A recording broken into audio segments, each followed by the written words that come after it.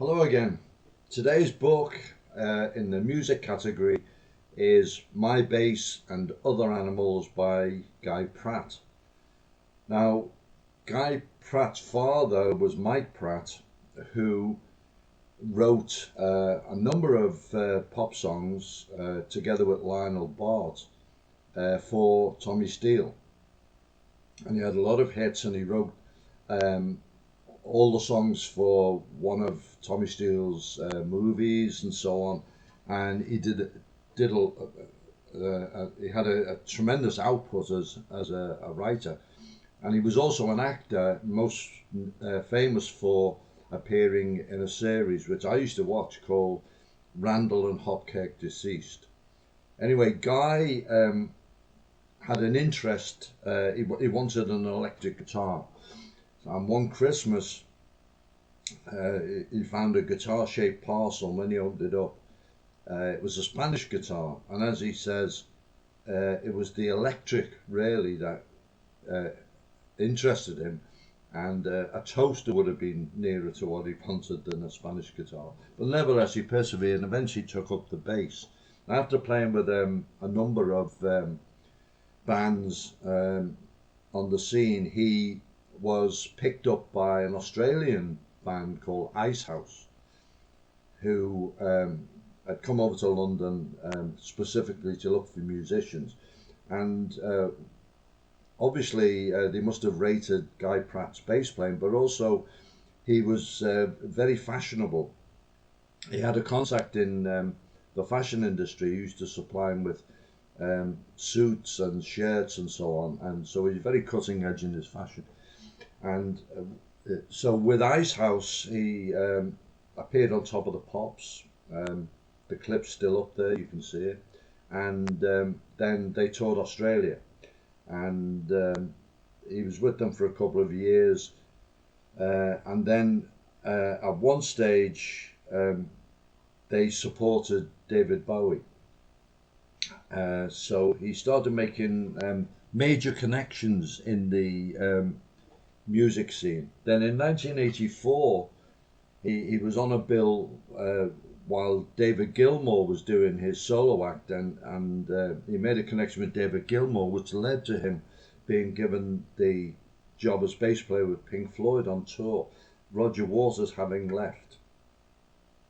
So he spent quite a bit of time touring with Pink Floyd, and the book's full of anecdotes, all the things that happen on tour. Hell of a lot of drug taking and the drinking of alcohol.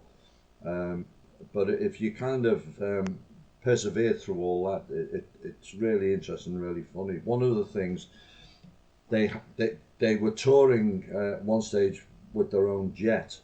I think it was a 727. And Nick Mason, who was a very keen pilot, in fact, he has his own aircraft, I think a helicopter, and he was up front with the pilot, and he was on the controls, and Guy recruited all the band and crew to run up and down the aisles, and also to all go to the left and all to the right, just to give the pilots problems. Could have been lethal. So he also started playing with Brian Ferry and Roxy Music as their bass player. And then in 2005, there was a rumour that Pink Floyd were going to get a gig at the Live 8, which was kind of an anniversary reunion for Live 8. And David Gilmour poo-pooed it. And at the time, Guy Pratt was with Roxy, and Roxy was slated to do an appearance in Germany.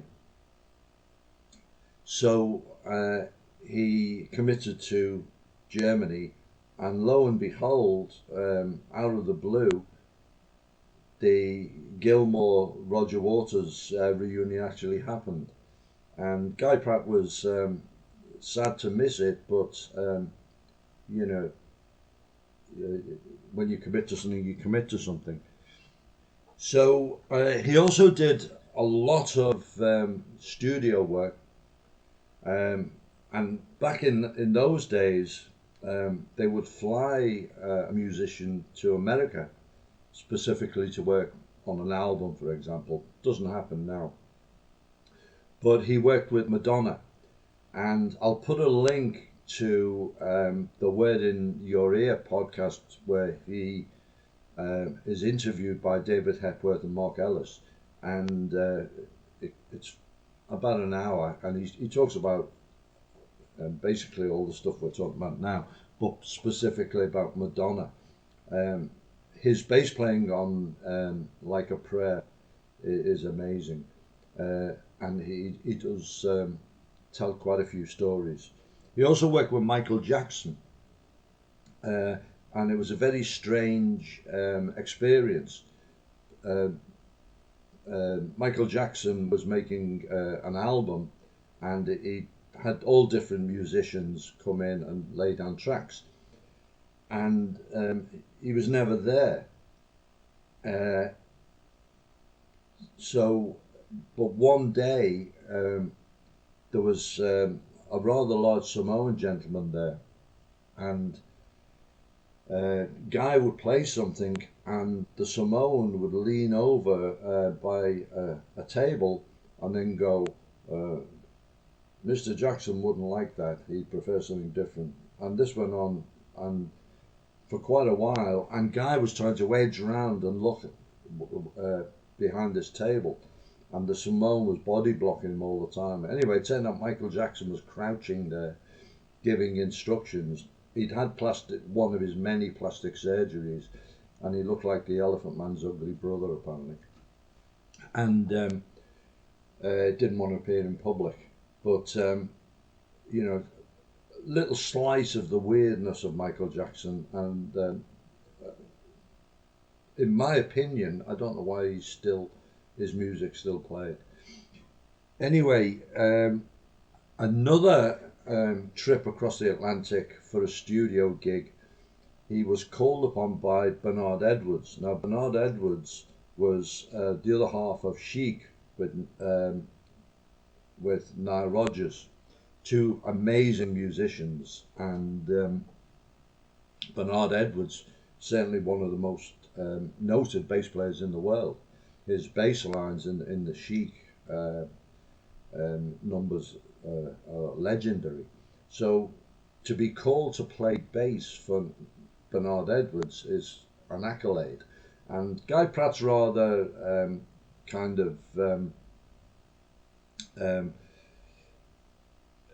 he doesn't really